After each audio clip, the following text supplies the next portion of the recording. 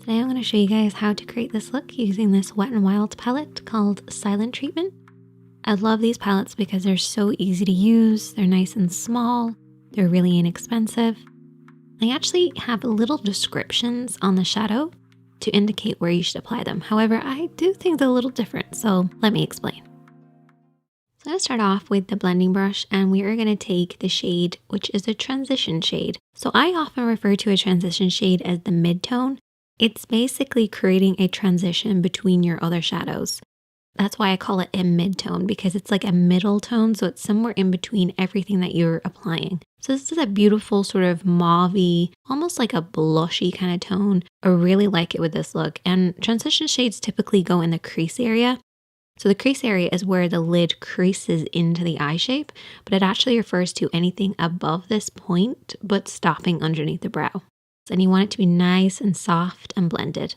That's why you use a blending brush.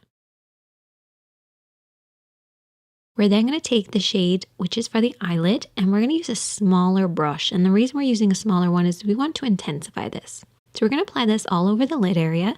So this is basically going to go from the lash line up towards the transition shade or the mid-tone in the crease.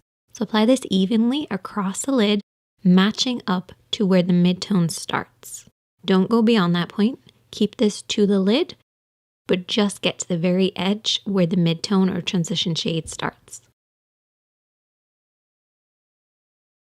You're then going to take what they refer to as the crease shade. Personally, I wouldn't use this in the crease. You could if you wanted to deepen the crease, but I want to use this on the outer edge, and I want to use it as a definer or as my contour.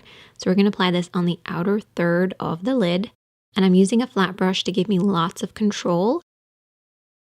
But once I've applied it on the outer third, I then take a soft pencil brush and just soften it out. This is actually the same brush that we use to apply the lid shade.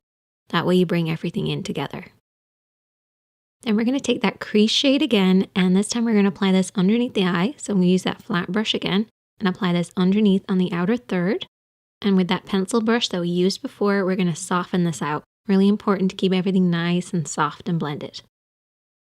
Next, we're taking the brow bone shade, which is the lightest shade, and we're going to apply this with a lip brush or a small detailed brush and apply this underneath the brows. And this will sharpen up the look. The brow bone actually creates a much sharper look because it creates that contrast between what's going on in the crease and the lid. And you can also use this shade on the inner corner, the center of the lid, basically anywhere you want to slightly brighten.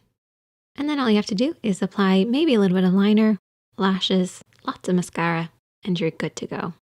I love the cool tones in this palette. It's really easy to use. I hope you guys enjoyed this. And if you have any other palettes you'd like me to try, as always, I am open for suggestions, so definitely leave a comment. Make sure to check out the other videos on the screen. Hit that subscribe button if you're new here, and don't forget to like. And I'll see you guys next time.